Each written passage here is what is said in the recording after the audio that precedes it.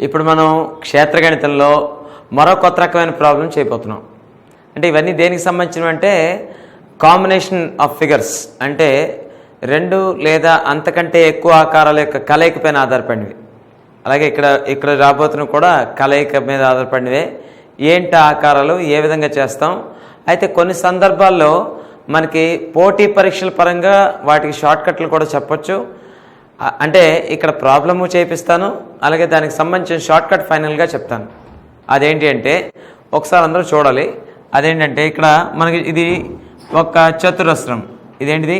ఇక్కడ ఈ క్రింది పటాలలో షేడ్ల వైశాల్యాలు కనుగొనము. అంటే ఈ ఇచ్చిన రెండు పటాలలో షేడ్ చేయబడిన భాగాలు ఉన్నాయి కదా, ఆ క్షేత్రాల యొక్క వైశాల్యాలు కట్టండి అని మన క్వశ్చన్. అంటే క్వశ్చన్ నెంబర్ 1లో, క్వశ్చన్ నెంబర్ 2లో మనం అవే కట్టాలి ఇక్కడ. కాబట్టి ఏంటి కట్టాలి, ఏం చేయాలి చూద్దాం. ఇక్కడ మరేం లేదు. మొట్టమొదటిది ఏంటిది? ఇది ఒక చతురస్రం. ఇగో ఈ రెండు పక్కల ఈ పొడవు కూడా ఎంత ఉంది అంటే 21 సెంటీమీటరే ఉంది. అంటే దాని అర్థం ఏంటి? ఇది ఒక చతురస్రం ఇచ్చాడు. ఈ చతురస్రంలో అంతర్వృత్తాన్ని లిఖించాడు. అంటే వృత్తాన్ని అంతర్లిఖించాడు. వృత్తాన్ని అంతర్లిఖించడం అంటే అర్థం ఏంటి? ఒకసారి చూడండి. వృత్తాన్ని అంతర్లిఖించడం అంటే ఏదైనా బహుభుజికి, అది దీర్ఘచతురస్రమైనా కావచ్చు లేదా త్రిభుజమైనా కావచ్చు, వాటిలో భుజాలను స్పృశిస్తూ అంతరంగా నిర్మించబడిన వృత్తాన్ని అంతర్వృత్తం అంటారు. చూడండి, ఇది భుజాలను స్పృశిస్తున్నాయి లేదా? స్పృశిస్తున్నాయి. అంటే ఇలాంటి వృత్తాన్ని ఈ త్రిభుజానికి ఏమంటాం? అంతర్వృత్తం అంటాం. అలాగే చతుర్భుజాన్నైనా సరే, అంటే చతుర్భుజాన్నైనా సరే భుజాలను స్పృశిస్తూ గీయబడిన వృత్తం, అప్పుడు దాన్ని కూడా ఏమంటారు? అంతర్వృత్తం అని అంటారు. అంటే అంతర్వృత్తానికి అర్థం అది. అంటే అంతర్వృత్తం అంటే అర్థం ఏంటి? మరొకసారి చెప్పుకుందాం. అంతర్వృత్తం అంటే ఏదైనా బహుభుజి యొక్క భుజాలను స్పృశిస్తూ అంతరంగా నిర్మించబడిన వృత్తాన్ని ఏమంటాం అంటే అంతర్వృత్తం అంటాం. మరొకసారి, ఏదైనా బహుభుజి యొక్క భుజాలను స్పృశిస్తూ అంతరంగా నిర్మించబడిన వృత్తాన్ని ఏమంటాం? అంతర్వృత్తం అంటాం. దానికి ఇది ఉదాహరణ. కాబట్టి ఒక చతురస్రానికి వృత్తం అంతర్లిఖించబడినది అంటే లోపల గీయబడినది. అయితే ఆ వృత్తం ఆక్రమించగా మిగిలిన షేడ్ వైశాల్యం అడిగాడు. అంటే దాని అర్థం ఏంటి? ఈ మొత్తం చతురస్రంలో వృత్తం పోగా మిగిలిన వైశాల్యం అడిగాడు. ఇక్కడ అందరికీ అర్థమైపోయిన విషయమే. ఈ షేడ్ల వైశాల్యాలు కట్టే పరంపరలో మనకి ఇక్కడ ఒక విషయం క్లియర్గా అర్థం అవ్వాలి. షేడ్ వైశాల్యం అడిగాడంటే ఏదైతే బాహ్యంగా ఇచ్చిన షేప్ ఉందో, అది చతురస్రమైన అవ్వచ్చు, దీర్ఘచతురస్రమైన అవ్వచ్చు, లేక ఏదైనా రకానికి చెందిన చతుర్భుజం అవ్వచ్చు, లేదా త్రిభుజం అవ్వచ్చు, ఏవైనా అవ్వచ్చు, లేదా వృత్తమైనా అవ్వచ్చు. దాని లోపల ఒక పటం ఇస్తాడు. ఆ పటం ఇచ్చి షేడ్ అడుగుతాడు. అంటే మనం ఆ సందర్భాల్లో ఏం చేయాలని నేర్చుకున్నాం ఇంతవరకు? ఎప్పుడు కూడా ఒకటే చేయాలి. ఏంటి చేయాలంటే బాహ్యంగా ఏర్పడిన పటం యొక్క వైశాల్యంలోంచి అంతరంగా ఏర్పడిన పటం యొక్క వైశాల్యం తీసివేయాలి. ఇదే మనం చేయాల్సిన పని. కాబట్టి బాహ్యంగా ఏర్పడిన పటం ఇక్కడేంటి? చతురస్రం. అలాగే అంతరంగా ఏర్పడిన పటం ఏంటి? వృత్తం. కాబట్టి మనకి ఇక్కడ చేయాల్సింది ఏంటి? మొత్తము చతురస్ర వైశాల్యంలోంచి వృత్త వైశాల్యాన్ని తీసివేస్తే మనకు వచ్చేస్తుంది, మనకు కావాల్సిన షేడ్ యొక్క వైశాల్యం. కాబట్టి ఎలా తీసివేయాలి ఒకసారి చూద్దాం. సరే, తీసివేయాలంటే ముందు వృత్త వైశాల్యాన్ని కట్టాలి, చతురస్ర వైశాల్యాన్ని కట్టాలి. అప్పుడు చతురస్రం బయట ఉన్నది కాబట్టి చతురస్రంలోంచి వృత్త వైశాల్యాన్ని తీసివేస్తే మనకు అక్కడ షేడ్ అయిన తలం యొక్క వైశాల్యం వస్తుంది. షేడ్ చేసిన స్థలం యొక్క వైశాల్యం. అంటే ఇప్పుడు రెండిటి వైశాల్యాలు ముందు కట్టాలి. ఏంట రెండు? ఒకటోదేమో చతురస్రం, రెండోదేదో వృత్తం. అంటే వృత్త వైశాల్యం కట్టుకోవాలి, చతురస్ర వైశాల్యం కట్టుకోవాలి. చతురస్ర వైశాల్యానికి కావాల్సింది ఏంటి? చతురస్ర భుజం పొడవు. ఎందుకు? భుజము స్క్వేర్ దాని సూత్రం కాబట్టి. అలాగే వృత్త వైశాల్యాన్ని దాని యొక్క ఫార్ములాను అనుసరించి దాని యొక్క వైశాల్యాన్ని ఎలా కనుగొనగలం? ఏం లేదు, పై ఆర్ స్క్వేర్. అంటే దాని అర్థం ఏంటి? పై ఇంటూ వ్యాసార్థ వర్గము. అంటే ఇక్కడ వృత్త వైశాల్యానికి కావాల్సింది ఏంటి? వ్యాసార్థం. అయితే వాటిలో ఏ కొలతలు ఇచ్చాడు, ఏ కొలతలు ఇవ్వలేదు. ఇక్కడ చతురస్రం యొక్క భుజం ఇచ్చాడు, కానీ వృత్త వ్యాసార్థం ఇచ్చాడా? ఇవ్వలేదు. అంటే ఇటువంటి కాంబినేషన్స్లోని మనకి తీసుకోవాల్సిన జాగ్రత్తల్లో ఒకటే. అదేమిటంటే మనకి 2 కానీ 3 కానీ ఎక్కువ కానీ ఫిగర్లు ఇస్తాడు, కానీ కొలతలు అన్నిటికీ సంబంధించి ఇవ్వడం. కొలతలు మాత్రం ఒకదానికి సంబంధించి ఇస్తాడు. ఉదాహరణ ఇదే. ఏంటది? ఇక్కడ మనకి వృత్తం ఇచ్చాడు, చతురస్రం ఇచ్చాడు, కానీ కొలతలు మాత్రం ఎవరు ఇచ్చాడు? చతురస్రాన్ని ఇచ్చాడు, వృత్తానివి ఇవ్వలేదు. అంటే మనం వృత్తానికి కట్టుకోవాలి. దీన్ని బట్టి మనకు అర్థం అవ్వాల్సింది ఏంటంటే ఈ చతురస్ర భుజానికి మరియు వృత్తం యొక్క వ్యాసార్థానికి ఏదో సంబంధం ఉంది. ఏంటి ఆ సంబంధం? ఒకసారి కనుక్కుందాం. ఇలా చూడండి, ఇది చతురస్రం. ఈ చతురస్రంలో ఒక వృత్తం ఇలా గీయబడినది. అయితే జాగ్రత్తగా మనం అర్థం చేసుకోవాల్సిన విషయం ఏంటంటే ఇక్కడ దీని యొక్క ఇది మధ్య బిందువులు తాకుతుంది కాబట్టి ఈ బిందువులు కలిపితే ఈ చతురస్ర భుజం యొక్క పొడవు ఎంత ఉందో ఈ వృత్తం యొక్క వ్యాసం కూడా అంతే పొడవు ఉంటుంది. మరొకసారి మనం ఇక్కడ దీని స్పర్శ బిందువులు కరెక్ట్గా భుజాల మధ్య బిందువులు అవుతాయి. వాటిని కలిపితే వచ్చే రేఖ కరెక్ట్గా చతురస్ర భుజం ఎంత ఉంటుందో అంతే ఉంటుంది. చతురస్ర భుజం ఎంత ఉంటుందో అంతే ఉంటుంది. అలాగే అది వ్యాసం అవుతుంది దేనికి? వృత్తానికి. కాబట్టి ఇక్కడ మనం తెలుసుకున్న సమాచారం ప్రకారం ఇక్కడ మనం ఈ స్పర్శ బిందువులు, ఇక్కడ ఈ స్పర్శ బిందువు, ఇక్కడ ఈ స్పర్శ బిందువు, అంటే స్పర్శ బిందువు అంటే ఎవరు స్పర్శించింది? వృత్తం ఈ చతురస్ర భుజంతో ఏర్పరిచే స్పర్శ బిందువు. అంటే ఎక్కడ స్పృశిస్తున్నది? ఇక్కడ స్పృశిస్తున్నది. ఈ రెండింటినీ కలిపితే వచ్చే రేఖ మొత్తం ఎంత పొడవు ఉండాలి? మొత్తం 21 ఉండాలి. అంటే ఈ పొడవు సమానంగా ఉండాలి. అది మనం తెలుసుకోవాల్సిన విషయం. ఉండాలి కాదు, ఉంటుంది. అంటే ఇది 21 ఉంది కాబట్టి ఇది కూడా ఎంత ఉండాలి? 21 ఉండాలి. అది మొదటి విషయం. ఇప్పుడు చెప్పండి, ఇవి రెండు అంచెబిందువులు కలిపినప్పుడు ఇది కేంద్రం నుంచి వెళ్తుందిగా. అంటే ఈ కేంద్రం నుండి ఈ రెండు పక్కల రెండు వ్యాసార్థాలు వచ్చాయిగా. అంటే దాని అర్థం ఏంటి? ఇక్కడ చతురస్ర భుజము పొడవు = వృత్త వ్యాసము అని అర్థం. ఈ సందర్భంలో చతురస్ర భుజం ఎంత ఉంటుందో వృత్త వ్యాసం కూడా అంతే ఉంటుంది. ఇగో వృత్త వ్యాసం చతురస్ర భుజం ఒకటే. అంటే వ్యాసార్థం ఎంత అవుతుంది? వ్యాసంలో సగం. వ్యాసం భుజానికి సమానం. అంటే భుజంలో సగం అనే కదా అర్థం వ్యాసార్థం. కాబట్టి వ్యాసార్థం ఎంత? ఇక్కడ ఒకసారి ఇలా చూడాలి. వ్యాసం 21కి సమానం. అప్పుడు వ్యాసార్థం 21/2. వ్యాసార్థం ఎంత? 21/2 సెంటీమీటర్లు. అంటే 21/2 సెంటీమీటర్లు వ్యాసార్థం కలిగి ఉంది. అంటే ఇక్కడ మనం ఒక్కొక్కటి రాస్తున్నాను. అదేంటంటే భుజం యొక్క పొడవు అంటే చతురస్ర భుజం యొక్క పొడవు ఎంత ఉంది మనకి? 21 సెంటీమీటర్లు. అలాగే వ్యాసార్థం అంటే ఇదెంత? ఆర్ యొక్క విలువ ఎంత అవుతుంది మనకి? ఆర్ యొక్క విలువ ఎంత అవుతున్నది? 21లో సగం. ఎప్పుడైనా మనం గుర్తుపెట్టుకోవాల్సిన విషయం ఏంటంటే చతురస్రానికి అంతర్వృత్తం నిర్మించినట్లయితే దాని అంతర్వృత్త వ్యాసార్థం చతురస్ర భుజం పొడవులో సగము. అది మనం గుర్తుపెట్టుకోవాలి. దీని తర్వాత ఏం చేస్తే సరిపోతుంది? అందరికీ తెలిసిందే, షేడ్ చేయబడిన తల వైశాల్యము అంటే షేడ్ యొక్క వైశాల్యం ఎంత అవుతుంది అంటే మనం ఏం చేస్తే సరిపోతుంది? అందరూ గమనించాలి. ఇక్కడ ఏం చేస్తే సరిపోతుంది? చతురస్ర వైశాల్యంలోంచి ఏం చేయాలి? వృత్త వైశాల్యాన్ని తీసివేయాలి. అంటే వృత్త వైశాల్యాన్ని తీసేస్తే మిగిలిన భాగమైన షేడ్ వస్తుంది. కాబట్టి మనకి ఇక్కడ వృత్త వైశాల్యాన్ని చతురస్ర వైశాల్యంలోంచి తీసివేయాలి. అంటే చతురస్ర వైశాల్యానికి కావాల్సిన కొలత ఏంటి? భుజం. ఆ భుజం ఎంత ఇచ్చాడు? 21 సెంటీమీటర్లు. కాబట్టి చతురస్ర వైశాల్యం ఎంత అవుతుంది? భుజము స్క్వేర్ అంటే 21 స్క్వేర్ మైనస్ వృత్త వైశాల్యం ఎంత అవుతుంది? πr². r అంటే ఎంత అవుతుంది? ఇక్కడ 21/2 హోల్ స్క్వేర్. అంటే ఇప్పుడు మనకి 21 స్క్వేర్ అంటే ఇప్పుడు ఇందులో 21 స్క్వేర్ని కామన్గా తీస్తే ఎంత వస్తుంది?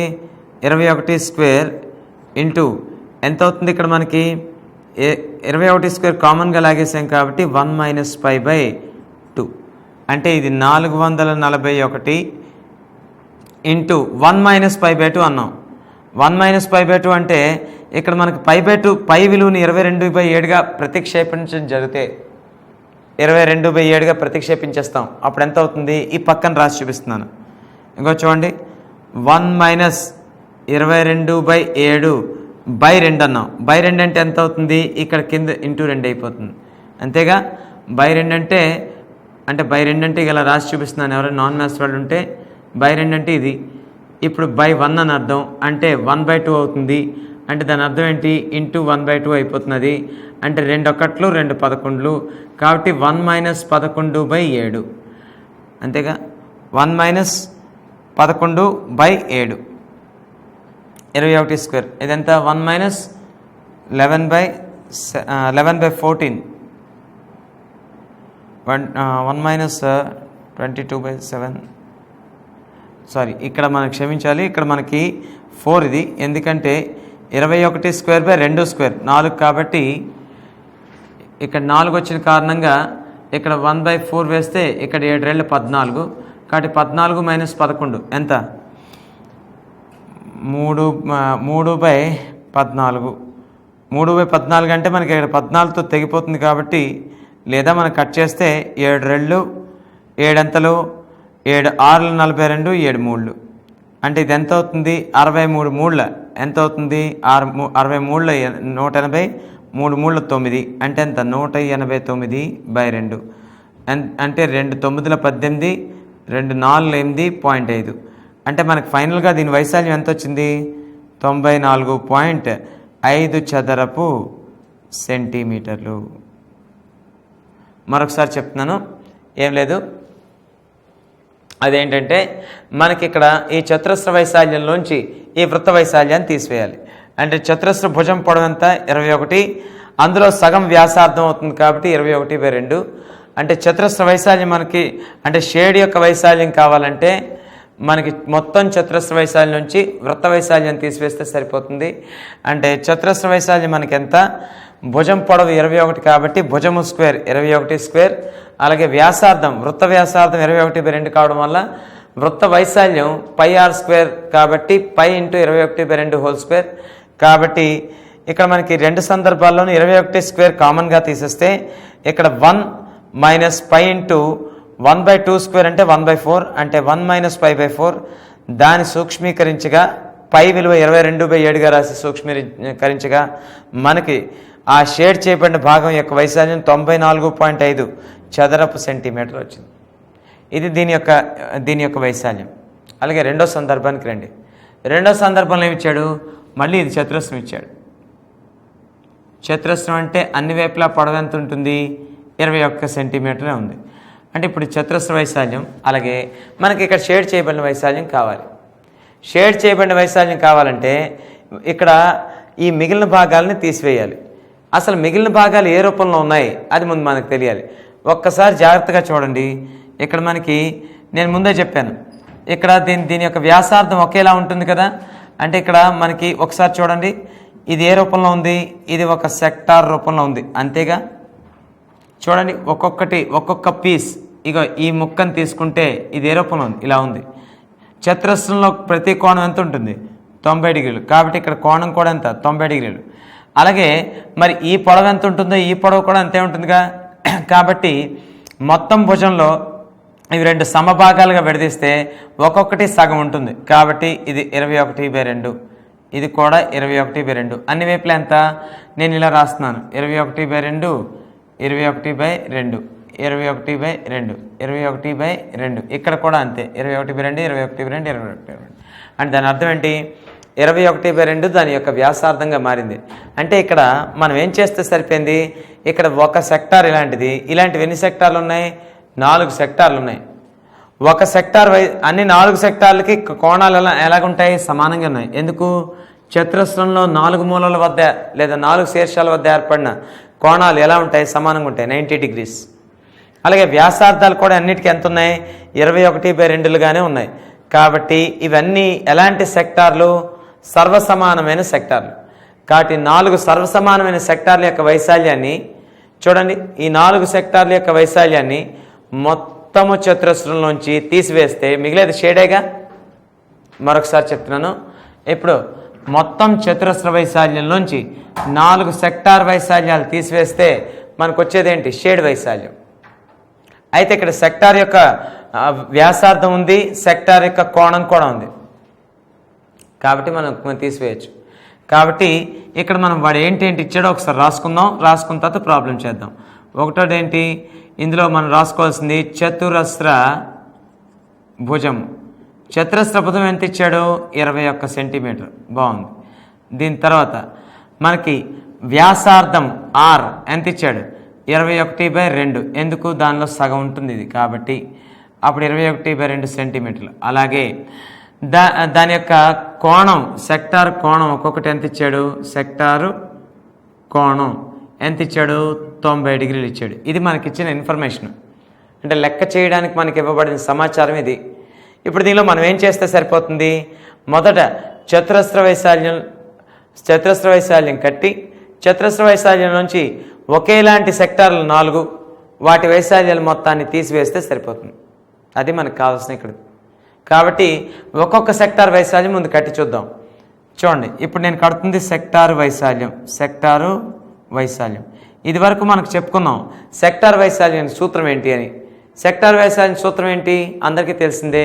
ఏంటది, x/360 × πr². ఎక్స్ అంటే ఏంటి ఇక్కడ ఒకసారి చూడండి, x/360 × πr². ఇప్పుడు ఎంత అవుతుంది, ఎక్స్ అంటే ఇక్కడ విలువ ఎంత, 90 డిగ్రీలు కదా. కాబట్టి 90 డిగ్రీలు బై 360 డిగ్రీలు ఇంటూ పై ఇంటూ ఆర్ విలువ మనం ఎంత ఇచ్చాం, 21/2. 21/2². ఆర్ విలువ 21/2గా 21/2² అంటే x/360 × πr².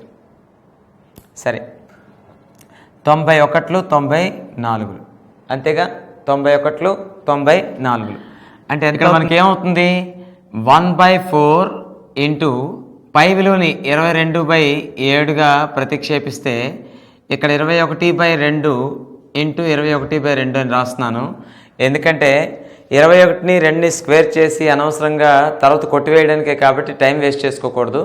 సో కాబట్టి మనం ఏం చేస్తే సరిపోయింది, 7 3 21, అలాగే ఇక్కడ ఎంత 2 11 22. కాబట్టి ఇక్కడ మనం మిగిలింది ఏంటంటే, ఇక్కడ 11 3 11 21 పైన మిగిలాయి. కాబట్టి 3 11 33 లేదా 3 21 63 ఇంటూ 11.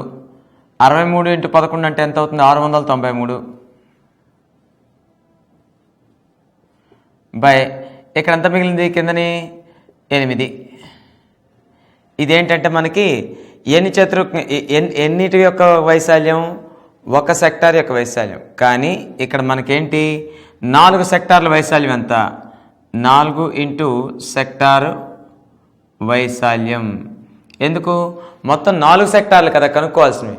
కాబట్టి 4 సెక్టార్ల వైశాల్యం ఎంత అవుతుంది, ఒక సెక్టార్ వైశాల్యం ఎంత అయితే 4 సెక్టార్ల వైశాల్యం ఇంటూ 4. సో కాబట్టి 4 ఇంటూ 693/8 2. కాబట్టి ఇక్కడ ఎంత అవుతుంది మనకి, ఇక్కడ 2 3 6 2 4 8 2 6 12.5 చదరపు సెంటీమీటర్లు. ఇదేంటిది, మనకి 4 సెక్టార్ల యొక్క వైశాల్యం.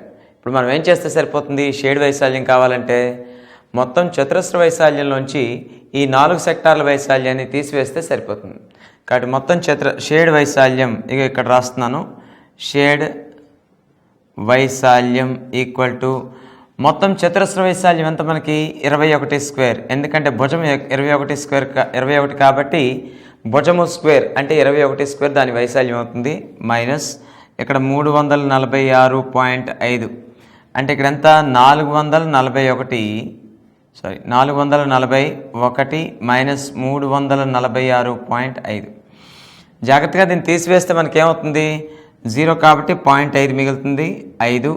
అలాగే ఇక్కడ 0 ఉంది కాబట్టి 10లోంచి 6 తీస్తే 4. అలాగే ఇంకా మిగిలింది ఏంటి, ఇక్కడ 3 ఉంది, 3లోంచి 4 పోదు కాబట్టి 13లోంచి 4 తీస్తే 9. కాబట్టి ఎంత వచ్చింది మనకి ఇక్కడ 94.5 చదరపు సెంటీమీటర్లు. సో కాబట్టి మనకి మొత్తం చతురస్ర వైశాల్యంలోంచి 4 సెక్టార్ల వైశాల్యం తీసివేస్తే వచ్చిందంత 94.5 చదరపు సెంటీమీటర్లు. అయితే ఇక్కడ ఒక చిన్న విషయం గమనించాలి మీరు, ఇక్కడ ఈ 2 లెక్కల్ని ఒకే దగ్గర చెప్పాను అంటే ఈ రెండింటి అర్థం ఒకటే అని అర్థం. ఒక్కసారి మీరు గమనించాలి, అదేంటంటే ఇక్కడ మొత్తం వృత్తం ఇచ్చాం, ఆ మొత్తం వృత్తం యొక్క కోణం ఎంత? సంపూర్ణ కోణం 300, ఒక వ్యాసార్థం 360 డిగ్రీలు భ్రమణాన్ని పూర్తి చేస్తే అది ఒక వృత్తంగా మారుతుంది. అయితే ఇక్కడ 90 డిగ్రీల యొక్క నాలుగు ముక్కలు ఉన్నాయి అంటే దాని అర్థం ఏంటి? ఒక్కొక్కటి పావు వృత్తం, అంతేగా. 360 డిగ్రీలో 90 90 90 90 4 వచ్చాయంటే అర్థం ఏంటి? ఒక్కొక్కటి పావు వృత్తం అని అర్థం. అలాంటి పావు వృత్తాలు ఎన్ని? 1 2 3 4. 90 డిగ్రీలతో కూడిన వృత్తాల యొక్క ముక్కలు 4 వచ్చాయంటే అర్థం ఏంటి? 90 × 4 360. అంటే ఇదే వృత్తాన్ని 4 ముక్కలుగా కోసి ఆ 4 ముక్కల్ని వ్యతిరేక దిశలో ఇలా అతికించాడని అర్థం. అంటే దాని అర్థం ఏంటి? ఇక్కడ చతురస్రం బయట 21 సెంటీమీటర్ల పొడవే ఉంది. అలాగే ఇక్కడ ఒక వృత్తం అని ఉంది, అదే ఒక వృత్తాన్ని 4 ముక్కలు చేసి ఇటు పెట్టాడు. అంటే దాని అర్థం ఏంటి? ఇది ఒకటే. చూడండి ఆన్సర్లు ఎలా వచ్చాయి. దీనికి 94.5 చదరపు సెంటీమీటర్లే, దీనికి కూడా 94.5 చదరపు సెంటీమీటర్లే. దీన్ని బట్టి మనం అర్థం చేసుకోవాల్సిన విషయం ఏంటంటే ఇక్కడ మనకి ఈ 2 సందర్భాల్లో ఒకే విషయాన్ని సూచిస్తున్నాయి. ఇక్కడ మనం ఒకే వృత్తాన్ని 4 సర్వసమాన సెక్టార్లుగా విడదీసాం. అలాగే అక్కడ ఏకంగా ఒకే వృత్త రూపంలో ఉంచాం. సరే, ఒకే వృత్తంగా ఉంచిన 4 వేర్వేరు ముక్కలుగా విభజించేసిన అది ఆక్రమించే తలంలో తేడా రాదుగా. అంటే ఇక్కడ 4 ముక్కలు ఎంత తలాన్ని ఆక్రమిస్తున్నాయో ఇక్కడ ఏకంగా ఒక సర్కిల్ అంతా, అంటే ఒక వృత్తం అంతా అంతే తలాన్ని ఆక్రమిస్తుంది. అప్పుడు ఒకే వృత్తం చతురస్రంలో ఆక్రమించగా మిగిలిన షేడ్ ఎంత ఉందో ఈ 4 ముక్కలు ఆక్రమించగా మిగిలిన షేడ్ కూడా ఎంత ఉండాలి? అంతే ఉండాలి. కాబట్టి మై ఫ్రెండ్స్, నేను ఇప్పుడు మీకు చెప్పే విషయం ఏంటి అంటే ఒక చతురస్రంలో ఒక వృత్తం అయితే ఎంత ఆక్రమిస్తుందో అదే వృత్తాన్ని 4 పావృత్తాలుగా మార్చినా సరే అంతే ఆక్రమిస్తుంది. అంటే మొదటి సందర్భంలో ఎంత వైశాల్యం అయితే ఆక్రమించగా మిగులుతుందో ఈ 4 సెక్టార్లు ఆక్రమించగా మిగిలింది కూడా అంతే అవుతుంది. అంతేగా. అంటే ఒక వృత్తం అన్న 4 సర్వసమాన సెక్టార్లు, అంటే 4 90 డిగ్రీల యొక్క సెక్టార్లు, 90 డిగ్రీలు కోణం 90 డిగ్రీలు, 94 360. కాబట్టి ఒక వృత్తం అన్న 90 డిగ్రీల సెక్టార్ కోణం కలిగిన 4 సర్వసమాన సెక్టార్లన్నా అర్థం ఒకటే. అంచేత ఈ 2 వేర్వేరు ప్రాబ్లమ్సా ఒకే ప్రాబ్లమా? ఈ 2 చూడడానికి వేర్వేరు సందర్భాల్లో కనిపిస్తున్నాయే తప్ప, అంటే ఒకే కేస్, అంటే ఒకే ప్రాబ్లం యొక్క 2 సందర్భాలు. ఇదంతా ఒక వృత్తమే, ఇక్కడ ఒక వృత్తమే, ఇక్కడ ఒక వృత్తమే. కాబట్టి ఈ 2 సందర్భాల్లోని ఇవి ఆక్రమించే తల వైశాల్యం సమానం. అలాగే మిగిలిన ఇక్కడ 4 వైపులా ఎంత మిగిలిందో ఇక్కడ మధ్యలో అంతే మిగులుతుందని అర్థం. అది ఎంత వచ్చింది మనకి ఇక్కడ ఆన్సరు? 94.5 చదరపు సెంటీమీటర్లు. అయితే నేను ఇక్కడ ఇది చేసే పద్ధతిని వివరించాను. ఎందుకంటే పూర్తిగా నాన్ మ్యాథ్స్ వాళ్ళు ఉండే అవకాశాలు ఉంటాయి కాబట్టి వాళ్ళకి అర్థం కాకపోవచ్చు కాబట్టి. అయితే ఇక్కడ అర్థం అయిపోయిన తర్వాత ఇప్పుడు పోటీ పరీక్షల పరంగా దీనికి ఏమైనా షార్ట్ కట్లు ఉన్నాయా అండి అని చాలామంది అడుగుతారు. కాబట్టి షార్ట్ కట్లు ఏమైనా ఉన్నాయా అని అంటే చూద్దాం. ఈ రెండిటికి ఒకటి మనకు అర్థం అవ్వాలి ఫ్రెండ్స్. ఏంటది? ఇక్కడ ఈ సందర్భం ఒకటే అని నమ్ముతున్నాంగా. ఎందుకు? చతురస్రం, ఇక్కడ చతురస్రం, ఇక్కడ చతురస్ర భుజం 21, ఇక్కడ 21, అంటే 2 సమాన భుజాలు కలిగిన చతురస్రాలు. అలాగే ఇక్కడ ఒకే వృత్తం ఇచ్చాం, అదే వృత్తాన్ని 4 ముక్కలు చేసి ఇక్కడ ఇచ్చాం. అంటే దాని అర్థం ఏంటి? ఈ 2 సందర్భాల్లో మిగిలిన తల వైశాల్యాలు సమానమే, ఆ వృత్త వైశాల్యం ఈ 4 సెక్టార్ల వైశాల్యం సమానం. ఈ 4 సెక్టార్ల వైశాల్యాలు మొత్తం ఈ వృత్త వైశాల్యం సమానం. అంటే మిగిలిన తలాలు కూడా ఎలా ఉంటాయి? సమానంగా ఉంటాయి. కాబట్టి దీంట్లోని ఇది మనకి తెలియజేయడం కోసం ఇదంతా వివరించాను. అయితే ఈ వివరణ అంతా అయిపోయిన తర్వాత మనం తెలుసుకోవాల్సిన ఇంకో చిన్న విషయం ఉంది. అదేంటో తెలుసా? ఈ లెక్కని ఒకసారి అర్థమైన తర్వాత ఇంత చేయాల్సిన అవసరం ఉంటుందా? ఉండదు. అంటే మామూలుగా మన తరగతి పరీక్షలు అయితే చిన్నపిల్లలు చేయిస్తాం, కానీ మామూలుగా అయితే పోటీ పరీక్షల్లో చాలామంది అడుగుతారు, సార్ మాకు కొంచెం ఇబ్బందిగా ఉంది, షార్ట్ కట్ ఏమైనా ఉందా అని. దీని షార్ట్ కట్ చాలా చిన్న షార్ట్ కట్ ఉంటుంది, చాలా వెరీ సింపుల్. ఏంటదంటే ఒకసారి ఇలా చూడాలి. అదేంటంటే ఇక్కడ నేను షార్ట్ కట్ చెప్పబోతున్నాను. ఆ షార్ట్ కట్ యొక్క విలువ ఎంత అంటే చూడండి, ఇలాగా మనకి ఈ 2 సందర్భాల్లోనూ భుజం ఎంత? 21. నేను ఇలా ఇస్తున్నాను. అంటే భుజం విలువ ఒకవేళ ఏ అయితే ఇక్కడ భుజము ఏ, భుజం ఎంత? ఏ అయినప్పుడు ఈ సందర్భంలో కానీ ఈ సందర్భంలో కానీ 2 ఒకటే కదా. 2 ఒకటే అయినప్పుడు రెండింటికి ఒకటే ఆన్సర్ వస్తుంది కదా. రెండింటికి ఒకటే ఆన్సర్ వస్తుంది. అంటే రెండింటికి ఒకటే ఆన్సర్ వచ్చినప్పుడు రెండింటికి షార్ట్ కట్ కూడా ఒకటే. ఏంటి ఆ షార్ట్ కట్ అంటే మరేం లేదు. భుజం ఏ అయింది అనుకోండి, చతురస్ర భుజం ఏ అయితే ఆ మిగిలిన షేడ్ వైశాల్యం ఏమవుతుందంటే 3/14 ఇంటూ ఏ స్క్వేర్. ఇది అత్యంత సింపుల్ అయిన షార్ట్ కట్ ఇది. మళ్ళీ మరోసారి చెప్తున్నాను ఏంటది. ఒకవేళ ఈ సందర్భంలో కానీ ఈ సందర్భంలో కానీ మనకి చతురస్రం యొక్క భుజము ఏ అయితే, చతురస్రం యొక్క భుజం ఏ అయితే దాని యొక్క షేడ్ వైశాల్యం అంటే మిగిలిపోయిన వైశాల్యం అంటే వృత్తం ఆక్రమించగా మిగిలిన తల వైశాల్యం ఇక్కడ ఇది కానీ ఇక్కడ ఈ 4 మూలలు కానీ ఆ వైశాల్యాన్ని షార్ట్ కట్ ఏంటంటే 3/14 ఏ స్క్వేర్. ఇక్కడ ఏ అంటే ఏంటి భుజం. అయితే మనకి ఈ సందర్భంలో మనం ఇక్కడ సరిపోయిందో లేదో చూసుకోవాలి కదా. అంటే మనకి ఇచ్చిన షార్ట్ కట్ ఏమో నేను ఇక్కడ ఇచ్చానేమో తర్వాత మీకు పని చేయకపోవచ్చేమో అని అనుమానం ఉంటుంది. కాబట్టి ఒకసారి చేసి చూసేస్తే పోతుంది. కాబట్టి ఇక్కడ షేడ్ వైశాల్యం ఎంత అవుతుంది ఫ్రెండ్స్, ఇక్కడ 3/14 ఇంటూ ఏ విలువ నేను ఎంత చెప్పాను భుజం 21. కాబట్టి 21 స్క్వేర్ అంటే ఎంత అవుతుంది 3/14 ఇంటూ 441. జాగ్రత్తగా మీరు చూస్తే 7తో కట్ అవుతుంది. ఎంతది 7 2 7 6 42 7 3 21 63. 63 మూళ్ళు ఎంత ఫ్రెండ్స్ ఇక్కడ 189గా అంటే 63 180 3 3 9 కాబట్టి 189 బై ఎంత 2 ఎంత కట్ అవుతుంది 2 9 18 2 4 8.5. జాగ్రత్తగా చూడండి 94.5 చదరపు సెంటీమీటర్లు వచ్చిందా లేదా. ఇదేగా మనకు వచ్చింది ఇక్కడ 94.5 చదరపు సెంటీమీటర్లు. అంటే దాని అర్థం ఏంటి, మనం విశ్లేషణాత్మకంగా ఇంత ఆలోచించి ఇంత చేసిన తర్వాత మనకు తెలిసిన విషయం ఏంటంటే ఇంత పోటీ పరీక్షల విషయంలో అంత కష్టపడిపోవాల్సిన అవసరం లేదు.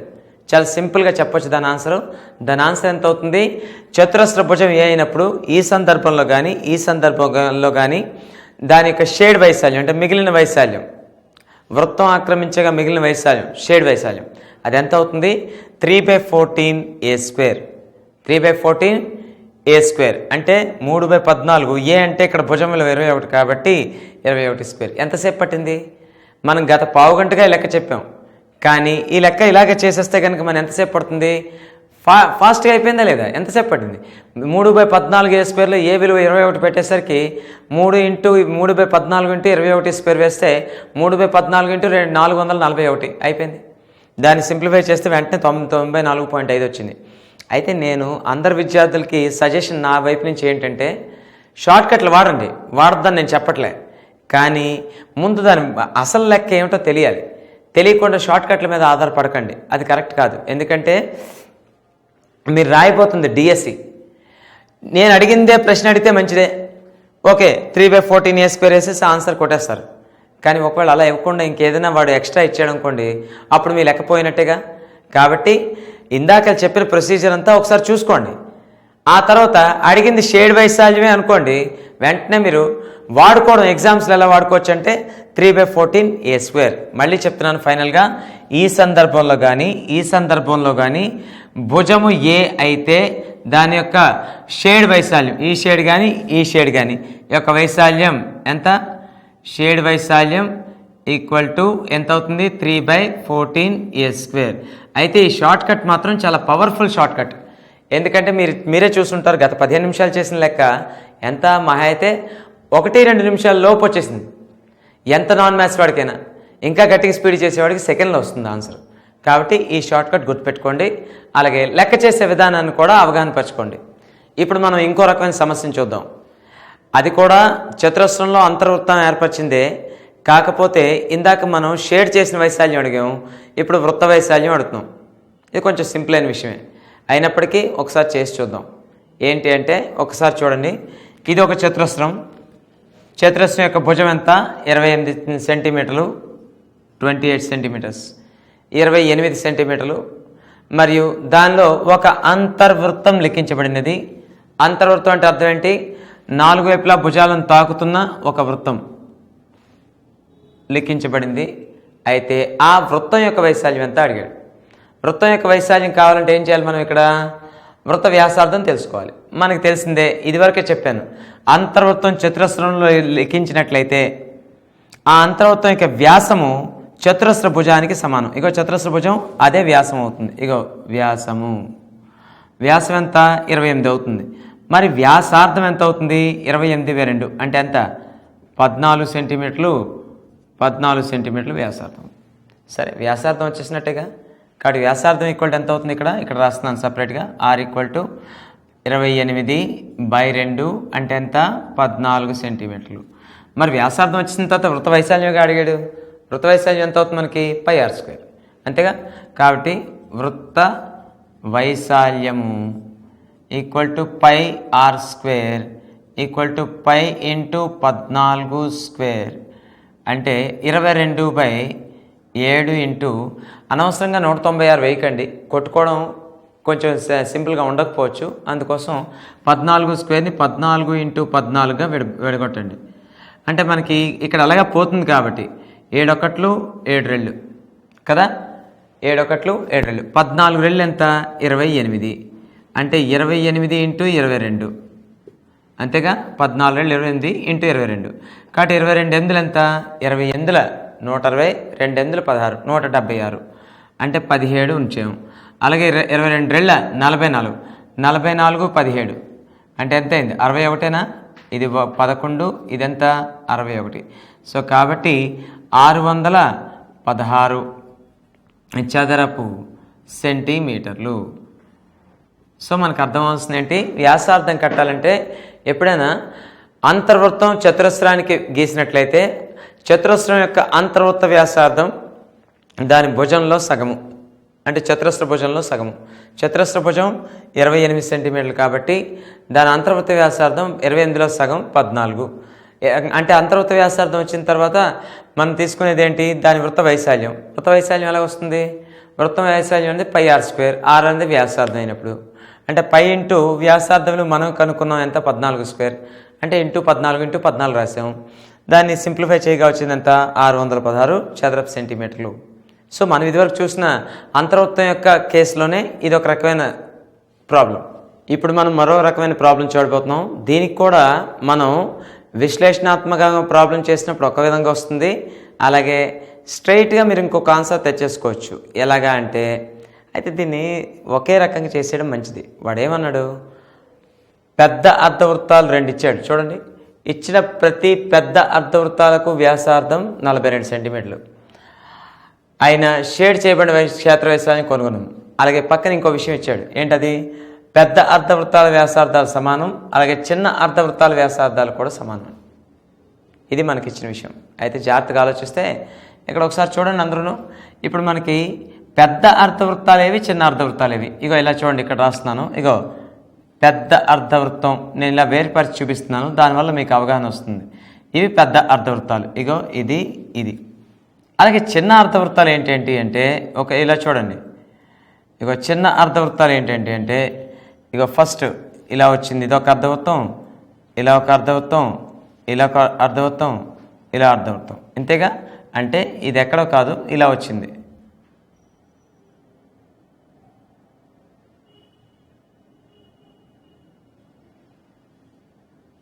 ఇలా వచ్చింది. అంతేగా. అంటే మొత్తం మీద పెద్ద అర్ధవృత్తాలని చిన్న అర్ధవృత్తాలని వేరు చేసి చూస్తే మనకు వచ్చింది ఎలాగా అంటే ఇగో ఇలాగ ఒకటి వస్తే ఎలాగా ఇలా ఒకటి వచ్చింది. అంతేగా. కాబట్టి చిన్న అర్ధవృత్తాలు ఎన్ని వచ్చాయి? 4 వచ్చాయి. అంటే ఇది ఇది ఇది ఇది. అలాగే పెద్ద అర్ధవృత్తం అంటే ఇదొక అర్ధవృత్తం, ఇదొక అర్ధవృత్తం. అవి మనకి పెద్ద అర్ధవృత్తాలు 2. అలాగే చిన్న అర్ధవృత్తాలు 4. అంటే చిన్న అర్ధవృత్తంలో ప్రతి ఒక్క అర్ధవృత్తం యొక్క వ్యాసార్థం సమానం. అంటే దీని వ్యాసార్థం, దీని వ్యాసార్థం, దీని వ్యాసార్థం, దీని వ్యాసార్థం సమానం. ఇదొకటి విషయం. తర్వాత దీని వ్యాసార్థం, దీని వ్యాసార్థం అంటే వ్యాసాలు ఇవి, వ్యాసార్థాలు అంటే వ్యాసంలో సాగం. కాబట్టి వ్యాసార్థాలు సమానం. అలాంటప్పుడు మనం ఏం చేయొచ్చు? జాగ్రత్తగా చూడండి ఫ్రెండ్స్. ఇప్పుడు నేనేం చేస్తున్నానంటే ఇవన్నీ సమానం. మనకు ఒకటి అర్థమైపోయింది. దీని పెద్దదాని వ్యాసం, చిన్నదాని వ్యాసం సమానం. వ్యాసార్థం సమానం అంటే వ్యాసం సమానం అనే కదా అర్థం. వ్యాసార్థానికి డబల్. వ్యాసార్థమే సమానం అంటే వ్యాసార్థానికి డబల్ అయినా వ్యాసం కూడా సమానమే. అప్పుడు మనకి ఈ పొడవు ఎంత ఉందో ఈ పొడవు అంతే ఉంది. అలాగే ఈ పొడవు ఎంత ఉందో ఈ పొడవు అంతే ఉంది. ఎందుకు? చిన్న వృత్తాల యొక్క వ్యాసాలు కూడా సమానం అని చెప్పాం. అంటే వ్యాసార్థాలు సమానం అంటే వ్యాసాలు సమానం. అంటే చిన్న వృత్తాల యొక్క ఈ పొడవు సమానం ఉన్నాం. ఒక్కసారి జాగ్రత్తగా చూడండి. ఇప్పుడు మనం దీన్ని వేరు చేసేసాం. ఇగో ఇలాగుంది. అలాగే దీన్ని వేరు చేసేసాం.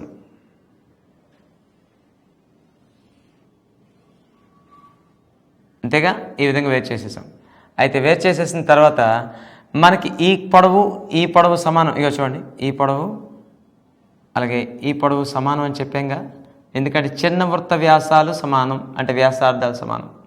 అలాగే ఈ పొడవు సమానం అని చెప్పామా లేదా? ఇక చూడండి, ఇగో మనకి ఈ మొత్తం పొడవు సమానం.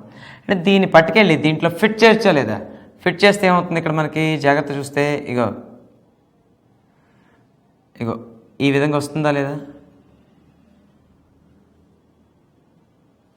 అంతేనే కాదా? ఈ విధంగా వస్తుందా లేదా? మరొకసారి అందరికీ చూపిస్తున్నాను. ఇలా ఆలోచించడం వల్ల మీరు అనవసరంగా టైం వేస్ట్ చేయకుండా లెక్క చాలా తక్కువ టైంలో చేసేయచ్చు. అంటే దీన్ని పోటీ పరీక్షలో ఆలోచించే విధానంగా చెప్పుకోవచ్చు. మీరు అనవసరంగా టైం ఎక్కువ తీసుకుని దాని మీద టైంని వృధా చేయకూడదు. మరొకసారి చెప్తున్నాను చూడండి. ఇగో ఇక్కడ మనకి చాలా అందరూ జాగ్రత్తగా ఆలోచించాల్సిన విషయం, వాడు చెప్పిన దాన్ని దృష్టిలో పెట్టుకోవాలి. వాడు చెప్పింది ఏంటి దృష్టిలో పెట్టుకోవాలి మనం? పెద్ద వృత్తాల వ్యాసార్థాలు సమానం అంటే వ్యాసాలు సమానం అంటే ఈ పెద్ద గీతాలు సమానం. అలాగే మనం ఏమన్నాడు? చిన్న వృత్తాల యొక్క వ్యాసార్థాలు సమానం అంటే వాటి వ్యాసాలు కూడా ఎలా ఉంటాయి? సమానంగా ఉంటాయి. అంటే ఈ చిన్నది సమానం, ఈ చిన్నది సమానం. అంటే దాని అర్థం ఏంటి? ఇది పట్టుకెళ్ళి కరెక్ట్గా గ్యాప్లో పెడితే ఎలా వస్తుంది? ఇగో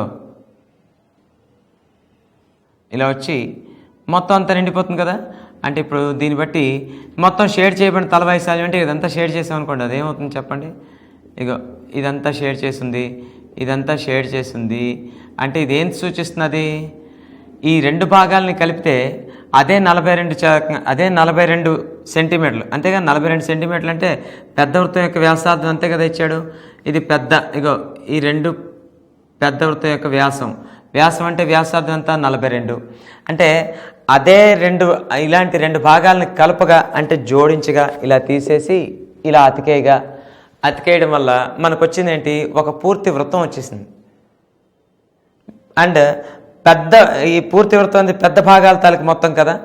కాబట్టి దీని వ్యాసార్థం అంతా 42 సెంటీమీటర్లు. అంటే దీన్ని బట్టి ఏమడిగాడో తెలుసా? మనం ఏమీ కష్టపడాల్సిన అవసరం లేకుండా ఏదైతే వ్యాసార్థం ఇచ్చాడో అది ఒక పూర్తి వృత్తం యొక్క వ్యాసార్థం. ఒక వృత్తాన్ని 2 ఇలా ముక్కల్లా కట్ చేసి ఇలా పక్కన పెట్టాడు. ఆ ముక్కలు 2 అతికేస్తే ఏమొస్తుంది? ఒక వృత్తం వస్తుంది. దాని పెద్ద వ్యాసార్థం ఎంత ఇచ్చాడు? 42 సెంటీమీటర్లు ఇచ్చాడు. మరి అప్పుడు దాని వైశాల్యం ఎంత అవుతుంది? అన్నిటికంటే సింపుల్ ప్రాబ్లం ఇదే వైశాల్యం. ఇది వృత్తాకారం కాబట్టి వైశాల్యం ఈక్వల్ ఎంత? πr². ఇక్కడ r అనేది ఎంత ఇచ్చాడు? r అనేది ఎంత ఇచ్చాడు? 42 సెంటీమీటర్లు. r 42 సెంటీమీటర్లు ఇచ్చేటప్పుడు వైశాల్యం ఎంత అవుతుంది?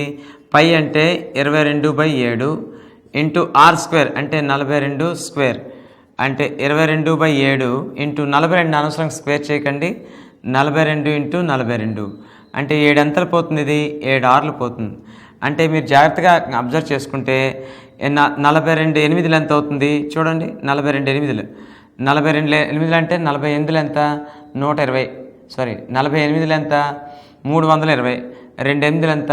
16 అంటే 336 ఇంటూ 22. 22 ఆర్లు ఎంత? 132. అలాగే 22 మూడులు ఎంత? 66. 66ను 13 ఎంత? 79 అంటే 7. 22 మూడులు 66. 66ను 7 66 ప్లస్ 7 ఎంత అవుతుంది? 73.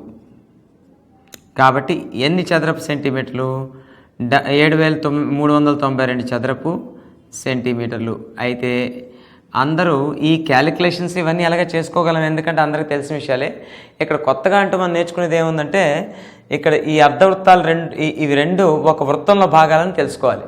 అంటే ఈ రెండు భాగాలని ఒకే దగ్గర పెట్టి అతికిస్తే ఇలా ఒక పూర్తి వృత్తం వస్తున్నది. కాబట్టి మనం వేరువేరుగా అన్నీ కట్టే కంటే అదే 42 వ్యాసార్థంతో, అంటే ఇది 42గా, ఇగో పెద్దదాని వ్యాసార్థం, ఇగో పెద్దదాని వ్యాసార్థం 42 వ్యాసార్థంతో ఒక వృత్తం ఉంది అని అర్థం. అంటే మనం కట్టింది ఎంత చేస్తే ఏంటంటే ఒక వృత్త వైశాల్యం కట్టాం, అంతకుమించి ఇంకేం లేదు. అందరికీ అర్థమైంది అనుకుంటున్నాను. ఇప్పుడు మనం మరొక రకమైన ప్రయోగం చేద్దాం ఇదే క్షేత్ర గణితంలో. అదేంటంటే ఒకసారి చూడండి, ఇక్కడ ఈ ఫిగర్ని చూసేసరికి కొంచెం వింతగా కనిపిస్తుంది. అంటే ఇంతవరకు చూడండి కొత్త రూపం చూసినట్టు ఉంటుంది. అంటే మన ఇక్కడికి వచ్చినప్పటికల్లా క్షేత్రగణితంలో చాలా తారాస్థాయి ఉంది, కానీ మన వరకు మన ఎస్జిటి పరిధిలోకి వచ్చేటప్పటికి ఈ లెక్కలు పెద్దవే. కాబట్టి ఒకసారి వీటిని అవగాహన చేసుకోవడం ట్రై చేద్దాం. అసలు వాడు ఏమిచ్చాడు?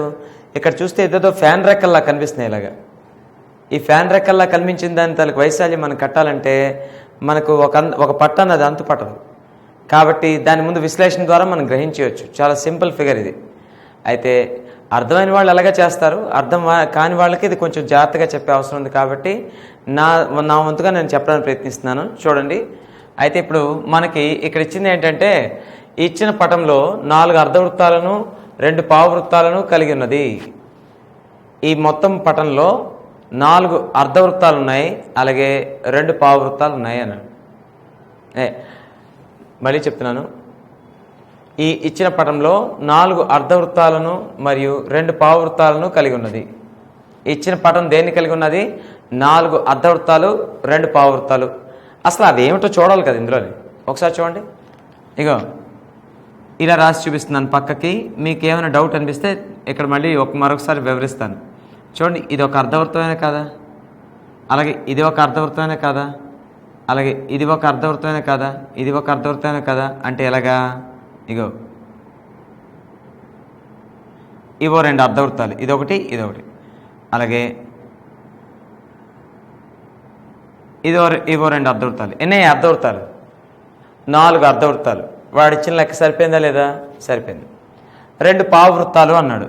ఆ 2 పావువృత్తాలు ఈ ఫిగర్లు ఎలాగ ఉన్నాయి చూద్దాం. ఇగో చూడండి, ఇక్కడ ఇదో పావువృత్తమైన కాదా? ఇగో. అలాగే ఇక్కడ ఇదో పావువృత్తమైన కాదా? ఇగో. అంటే 2 పావువృత్తాలు అయ్యాయి కదా. ఇగో ఇది 90 డిగ్రీలు. కాబట్టి మనకి ఇక్కడ వాడు ఇచ్చిన దాని సమాచారం యొక్క అర్థం ఏంటి అంటే, ఇందులో మొత్తం 4 అర్ధ వృత్తాలు అలాగే 2 పావు వృత్తాలు కలిగి ఉన్నాయి. మొట్టమొదటి విషయం అది. దీని తర్వాత ఇప్పుడు వాడు ఏమన్నాడంటే ఇంకొక నెక్స్ట్ విషయం, OA equal to OB equal to OC equal to OD equal to 14. అంటే దాని అర్థం ఏంటి? ఓఏ, ఓబి, ఓసి, ఓడి ఇవన్నీ ఎలా ఉన్నాయి? 14 ఉన్నాయి. అంటే దాని అర్థం ఏంటి? ఇది 14, ఇది 14, ఇది 14, ఇది 14. అయినా షేడ్ చేయబడిన తలం యొక్క వైశాల్యాన్ని కనుక్కోండి అన్నాడు. షేడ్ చేయలేదు. ఇప్పుడు చేస్తున్నాను షేడింగ్. ఇగో చూడండి, చాలా లైట్గా చేస్తున్నాను. అదేంటంటే ఇగో ఈ విధంగా షేడ్ చేస్తున్నాం.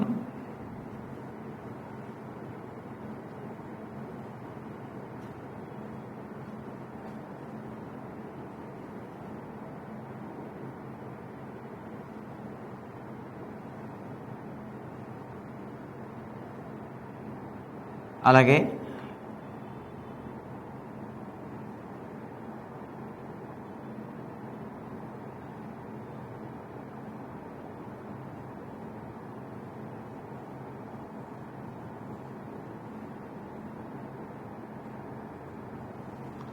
ఇది ఈ షేడ్ చేయబడిన తలం యొక్క వైశాల్యం అడిగాడు. జాగ్రత్త చూస్తే ఇది కష్టమా సులువా అంటే మనకు చాలా సింపులేనండి. ఇది పెద్ద కష్టపడాల్సిన పని లేదు. నేను ఇప్పుడు మనం వేరువేరుగా అంటే మామూలుగా తరగతి పరీక్షల్లో చిన్నపిల్లల చేత చేయించే విధానం వేరు, అంటే తరగతిలో చిన్నపిల్లల చేత చేయించే విధానం వేరు. ఇక్కడ మనం డిఎస్సి రాసే స్థాయికి వచ్చాం. డిఎస్సి అనేది మనం 5 మార్కుల ప్రశ్న ఇచ్చే పద్ధతి కాదు. ఇక్కడ షార్ట్స్ వీలైనంత వరకు సమయాన్ని తగ్గించుకునేటట్టు మనం చూసుకోవాలి. సమయాన్ని తగ్గించుకునేటట్టు చూడాలి అంటే మనం దానిలో కొంత అవగాహన కలిగి ఉండాలి. విశ్లేషణ చేయాలి. విశ్లేషణ అంటే భాగాలుగా విభజించి చూడడం. మనం ఆల్రెడీ మెథడాలజీలో నేర్చుకుంటాం. విశ్లేషణ అంటే అర్థం ఏంటి? ఇచ్చిన మొత్తం సమాచారాన్ని పార్ట్లుగా విడగొట్టడం. అలా పార్ట్లుగా విడగొడితే ఇక్కడ ఏమవుతుందో చూడండి. ఇగో చూడండి, నేను ఈ పావు భాగాన్ని విడగొట్టి చూపిస్తున్నాను చూడండి. ఇగో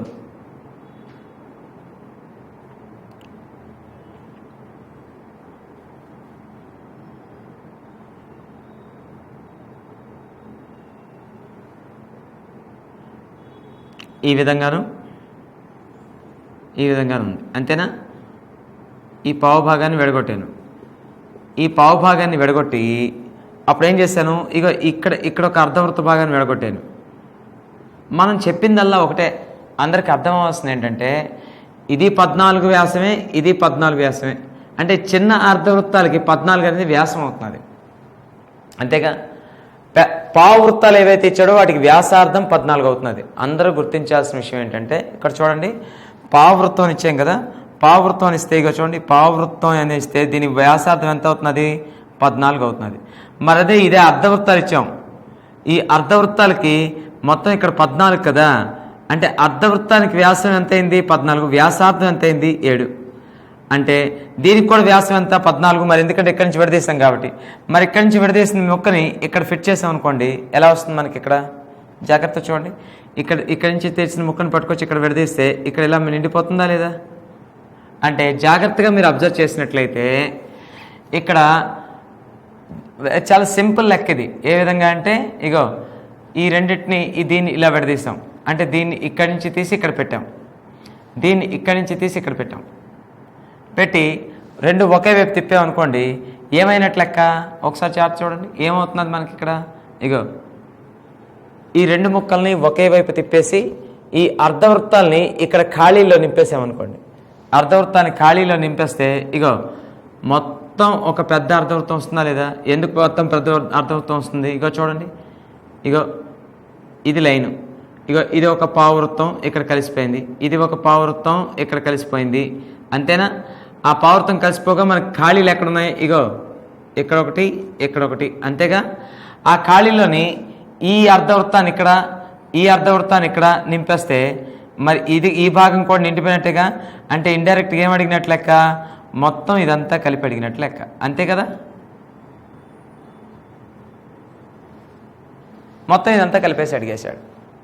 మళ్ళీ మరొకసారి వివరిస్తున్నాను, ఎప్పుడు ఇలాంటి విషయాల్లో గాబరా పడి కన్ఫ్యూజ్ చేయకూడదు. అవసరమైతే ఒకసారికి 2 సార్లు మనం సరి చూసుకోవడంలో తప్పేం లేదు. ఇప్పుడు నేను మళ్ళీ చెప్తున్నాను, ఈ పావువృత్తాన్ని కూడా ఇటే తిప్పాను, మనం ఈ 2 అర్ధవృత్తాలని వేరు చేయిస్తాం. ఈ 2 అర్ధవృత్తాలను వేరు చేసేస్తే ఏమైపోయింది? ఒకసారి పార్ట్లుగా చూపిస్తున్నాను. ఇగో చూడండి, మనం ఈ 2 అర్ధవృత్తాలను వేరు చేశాను అంటే ఎప్పుడైనా సరే ఇలాంటి ఆలోచన విధానం అనేది, ఇలాంటి విశ్లేషణాత్మకమైన ఆలోచన విధానం అనేది ఈ తరహా ప్రశ్నల్లో మనకి హెల్ప్ అవుతుంది. ఇలా వేరు చేశాను, ఇగో చూడండి, ఇక్కడ అర్ధవృత్తం, చిన్న అర్ధవృత్తాన్ని పక్కకు లాగేశాను, అలాగే ఇక్కడ కూడా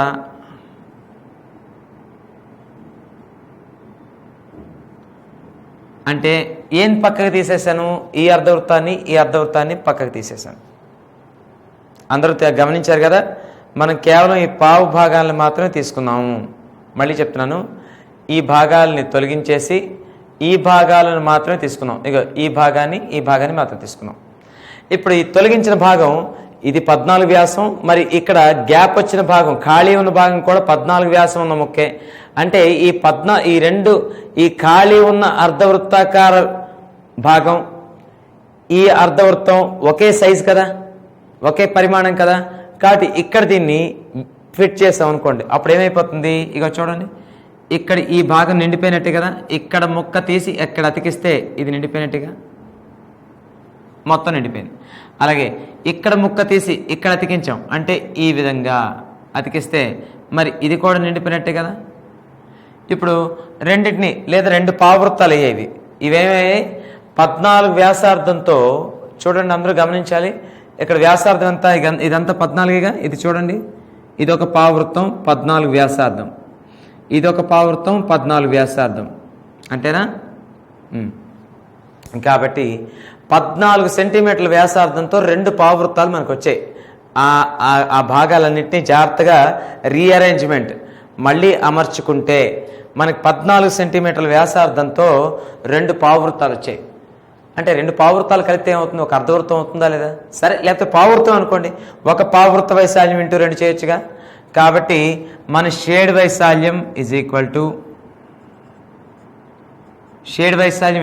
టు ఒక పావువృత్తం వచ్చింది అంటే పావువృత్త